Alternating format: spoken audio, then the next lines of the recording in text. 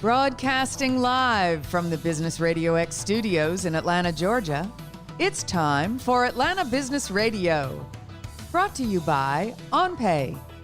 Built in Atlanta, OnPay is the top-rated payroll and HR software anywhere. Get 1 month free at onpay.com. Now, here's your host.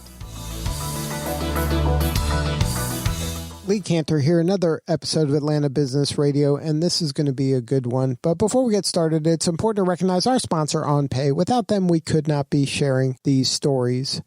Today on Atlanta Business Radio, we have Karen Beavor with Georgia Center for Nonprofits. Welcome, Karen.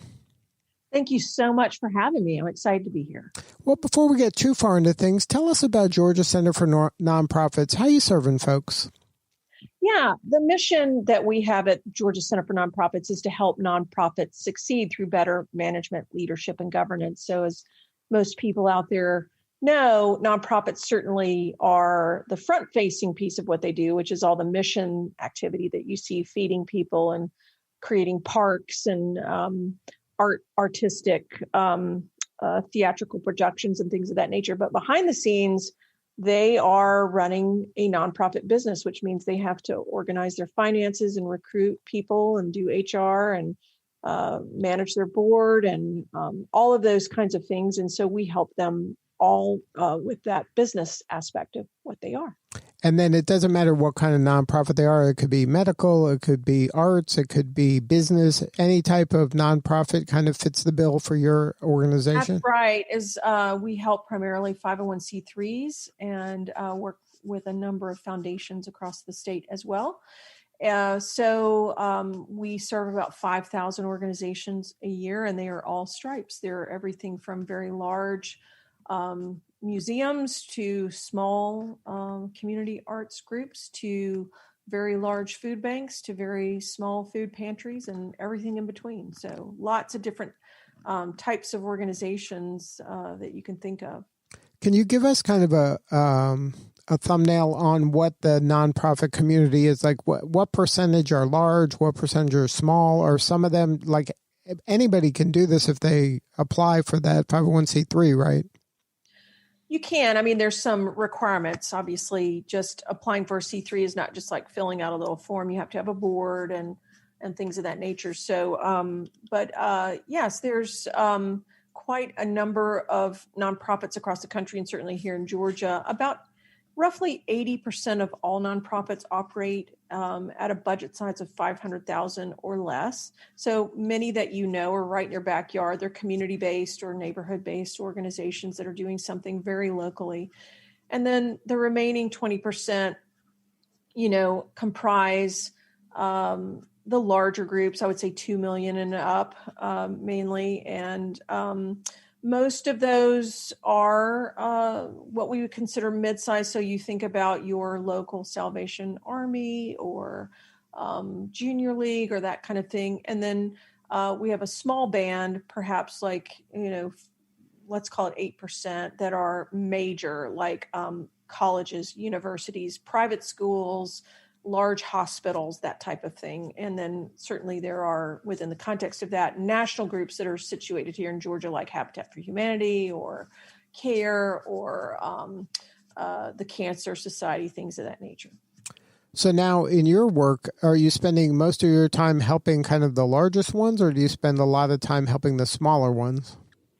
Well, obviously the volume is larger with the smaller, and those are, obviously 80%. There's quite a number of those. So we spend a good amount of time with that, but we work with a large quantity of that mid-tier, and some of the larger are also our members. We are very fortunate to have a lot of larger organizations that certainly interact with us. So we don't really discriminate like that. We have a good representation throughout all of the size bands. And, I think just because a group is large, like a technical school, a lot of technical schools have a foundation aspect to them, that takes in donor money and helps provide scholarships to kids.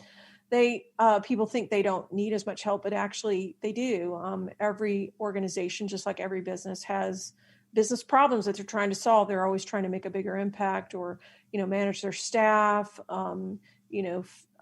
find a different revenue model for a particular program, or, work on part of their finances. So every organization, no matter the size, has distinctive issues, and we certainly work with a large array of them all. And for those who aren't aware, the nonprofit industry, I don't know if you consider this an industry, but all the folks that are involved with nonprofit, they employ a lot of people, probably more than most people realize. Absolutely. And it is an industry to itself, 501c3 designation. We are the fourth largest employer in the state of Georgia, and we have the third largest payroll. And so we certainly employ a tremendous number of people and manage a whole host of volunteers on top of that. So our economic impact is quite extensive, and between the assets we hold, the employment that we contribute to the state's economy, and then also the indirect economic impact. You have to remember, these organizations buy consulting services, they buy office supplies, they buy, vans and buses to get kids to camp or to the daycare. They they rent space. So a lot of indirect or direct impact, rather, from the operations of these organizations. And then certainly the indirect economic impact, which is all the taxes, payroll taxes and sales taxes that nonprofits pay, as well as, all the people that work for them. And again, you're talking about the fourth largest employer in the state, purchasing homes and cars and, groceries and all of that.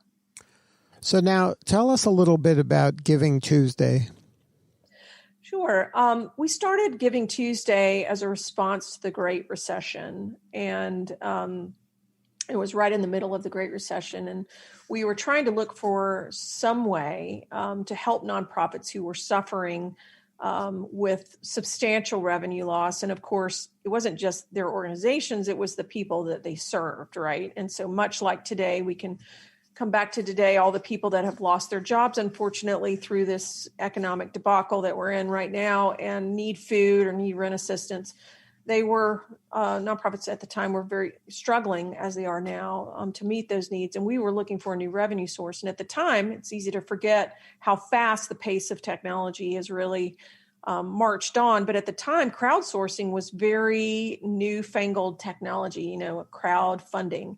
And we saw that as an opportunity and put together a website, gagives.org, which exists today. And we listed the charities that were that operate in Georgia and also were registered with the Secretary of State, and launched a massive media campaign with the help of our dear and lovely partners at all media outlets. WSB has been a champion, WXIA, the Outdoor Association, Georgia Association of Broadcasters, just iHeartRadio, just tremendous help from media sources all over the state, and launched a massive media campaign and started raising some money that year, and it's grown. And last year we raised $13.5 million on one day, because Georgia Gives Day is one day, a singular day of generosity. It's a day, I call it a flash mob of giving. It's a day when we kind of push everybody through a media campaign to come together on what we call Giving Tuesday. So people know Black Friday, Cyber Monday, and then Giving Tuesday. And so we felt like, after all of the holiday time of buying on Black Friday and Cyber Monday, we would have a day of giving back, which we called Giving Tuesday. And so we push people towards that one day. They're able to go to this platform, gagives.org, search for a charity by keyword or by their zip code or by the actual charity's name, and locate a cause they want to give to. And just within a few keystrokes, they can give. And what makes it very unique is 100% of the gift goes straight to the charity. And so there's no, management fee. We do all of this for no charge, no cost. It's our gift and our mission to do this for the community, and certainly all of our corporate partners and sponsors like Coca-Cola and Arby's and Mercedes-Benz and Gas South and All of the rest of them, we've had 2 accounting firms step up this year, Malden Jenkins and Brooks McGinnis. All of our corporate partners over time have really stepped up and provided incentive funds. And then the public has stepped up mightily and given a tremendous amount of money closing in. I guess we're still waiting on all of the final results this year. We're kind of trajectory is about even to last year. So we're tallying up all of the results off of all of the platforms that people give to on our Georgia Gives Day. And so all told, we hope we're going to break 50 million since the inception, which is what I like to call an adult number. And that's really amazing that happens during a pandemic when so many people are hurting, and still the desire to give is still very strong, and people are stepping up to really help those around them, especially in their community. I mean, kudos to you for pulling that off in a nice, elegant, seamless way that made it easy for folks to do that. And kudos to the state for stepping up and really contributing. You're right. I mean, it just never ceases to amaze and delight me at how generous Georgians really are. I think we have one of the most generous states in the country. And I think, with all that divides us these days, nonprofits are that place where we can all come together, right? And that's really borne out through the results. I think people come together when it comes to their community and their local community and what causes that they really care about, whatever your cause is. It could be animals, it could be the environment, it could be human services. People step up for those things, and they don't stop giving during times. We saw that in the Great Recession. We see that now, and we're very grateful for it. Certainly all your listeners out there, if you chose to give on December 1st, or you're choosing to give even at this date, I always say the giving goes on. It never really stops. There's never a bad time to give, right? So even if you miss the day, please feel free to step up and go ahead and give. But people have done that, and we are really grateful. Our community needs us more than ever, and these organizations need us more than ever. So you mentioned that's ongoing. So the day is the real push that you're kind of drive attention to that one day, but by going to that website, they still can give. That goes on year round, or do you shut it off at some point? Well, we have a campaign, Georgia Gives on Giving Tuesday, which, we push for and we try to get everybody to rally. But certainly end of the year giving is big for nonprofits. It's critical. That whole end of the year, your end of the year gift, a lot of nonprofits kind of plan their next year on what they receive at the end of this year. So, if people haven't yet given or they have more to give, we always encourage that, particularly at this time of giving and celebration. And certainly what we do is we've created gagives.org. It's a giving platform for the public to use to search and find charities very easily and give, and be confident that 100% of their donation goes to that charity, but also for charities, because a lot of platforms do charge to use them. And so we wanted to give charities this tool as a free service, our gift to our community. It's a very professional platform that they can launch, their own campaigns on. So a lot of our charities use it for, just regular online giving throughout the year, or sometimes they'll have a push, in the summer for gifts or things like that for a particular program, and they use the platform for that. So they can go to that gagives.org, and then they can search for the type of organization they'd like to give to. Like, you can kind of filter down to whatever group you want, or it's something you have to know the name and then you can find. No, you don't have to know the name. You can put in a keyword like dog, and it would, for example, and it would pull back both guide dogs for the blind as well as the Humane Society, if that makes sense. Right. And you can localize that. So if you're out there in Augusta or, Macon or wherever you are, we have all of those organizations on there, and you can search by just putting in Macon or just putting in your zip code, for example. And it generally will pull back organizations of that local geographic area. Now, during the pandemic, at the beginning of the pandemic, I'm sure you were pretty busy trying to help your folks kind of cope with that. Can you share some of the work that you did to help people survive that, or your nonprofit members survive that?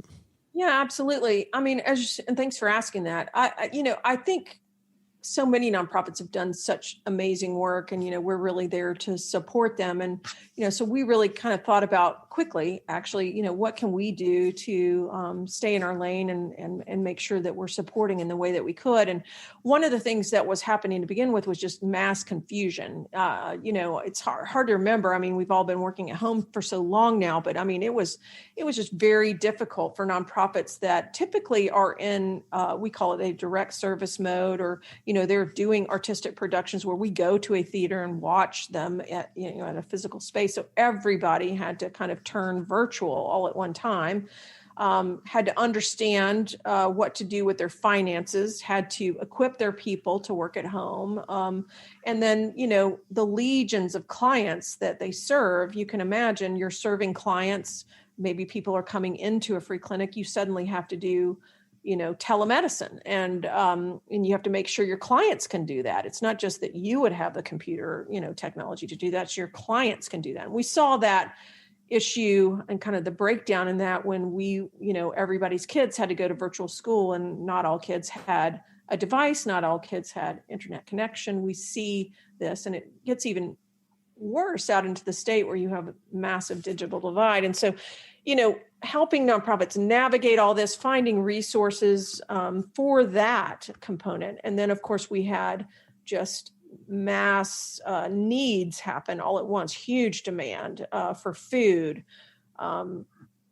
People with chronic conditions that don't have a primary physician, those, diabetes doesn't stop just because you're under lockdown. You got to be able to right. The needs manage, they're still medication and manage all of right. that. Nothing. Right? That part hasn't changed.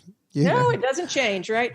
And, seniors that need food. And so what happened was, a lot of nonprofits, they operate off of a lot of volunteers, whether that's volunteer doctors that manage, that might provide some help within a free clinic, or that carry food out to seniors' homes because many seniors are homebound, or, do any number of services. We lost our volunteers, and that's like an extension of the staff. And so the nonprofit staff were working, around the clock, dealing with all of that. There were supply chain breakages for food from the commodities program at the U.S. government. There was tremendous amounts of HR shifts and laws that were shifting around the safety both of your clients, but also of your staff, and then virtual work. I mean, tremendous amounts of adjustments, just like, and it's not any different than